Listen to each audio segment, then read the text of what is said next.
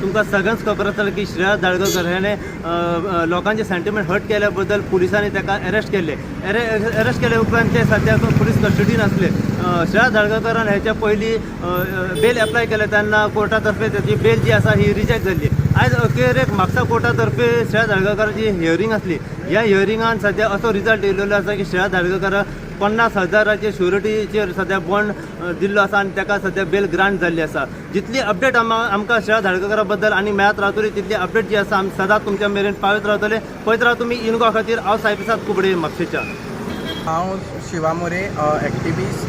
आयज श्रेयस धारगळकराची हियरिंग आसली on order आशिल्ली. आयज ऑर्डर दवरलेली बेल एप्लिकेशनाचेर. आयज सेशन कोर्टान ताका बेल ग्रांट केलेली आसा आनी ताका ऑन कंडिशन्स ताका बेल दिलेली आसा आनी श्युरिटी ऑफ 50,000 बॉन्डाचेर ताका रिलीज करपाचे अशी ऑर्डर पास केलेली आसा.